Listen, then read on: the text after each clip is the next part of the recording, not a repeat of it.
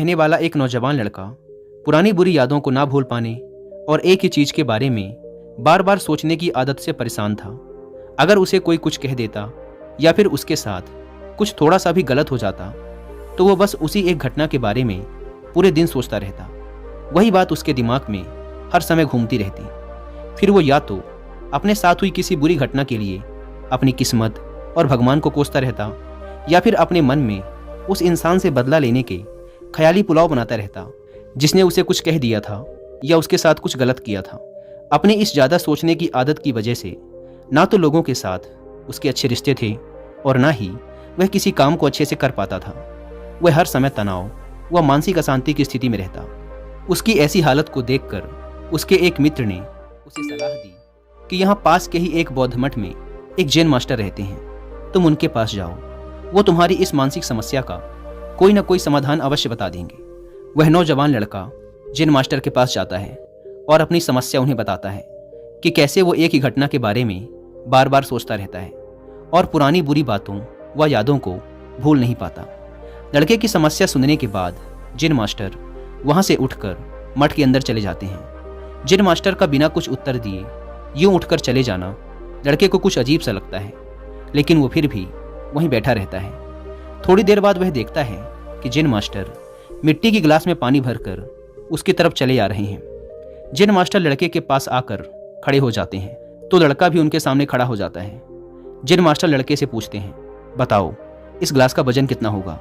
लड़के ने कहा, मैं एकदम सटीक तो नहीं बता सकता, लेकिन इस गिलास का वजन बहुत ही कम है। अब जैन मास्टर ने गंभीर होकर कहा, मेरा प्रश्न ये है कि अगर मैं इस गिलास को थोड़ी देर तक ऐसे ही पकड़कर खड़ा रहूं तो क्या होगा? लड़के ने कहा, कुछ भी नहीं होगा।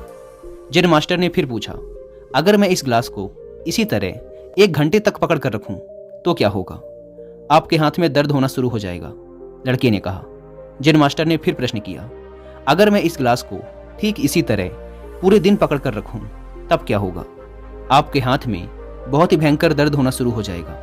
आपका हाथ सुन्न भी हो सकता है, आपके मांसपेशियों में भारी तनाव आ सकता है और यहाँ तक कि आपके हाथ को लकवा भी मार सकता है।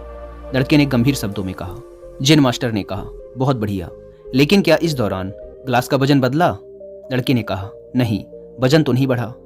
तब भला हाथ में दर्द और मांसपेशियों में तनाव क्यों आया? जैन मास्टर ने पूछा। बहुत समय तक पकड़े रहने के कारण, लड़के ने जवाब दिया। जैन मास्टर ने फिर प्रश्न किया, अब इस दर्द से छुटकारा पाने के लिए मैं क्या करूं? ग्लास को नीचे रख दीजिए। लड़के ने कहा। जैन मास्टर ने कहा, बिल्कुल सही, और जीवन की परेशानियां भी कुछ इसी तरह होती हैं। इन्हें कुछ देर तक अपने दिमाग में रखिए और लगेगा कि सब कुछ ठीक है। उनके बारे में ज़्यादा देर तक सोचिए और आपको पीड़ा होने लग जाएगी, और इन्हें और भी देर तक अपने दिमाग में रखिए, फिर ये आपको अशांत व पागल करने लग जाएंगी और आप कुछ भी नहीं कर पाएंगे। जैन मास्टर ने लड़के की तरफ इशारा करते हुए कहा, अपने जीवन की पिछली गलतियों और घटनाओं के बारे में सोचना जरूरी है, लेकिन उससे भी ज़्यादा जरूरी है उनसे सीखकर आगे बढ़ना।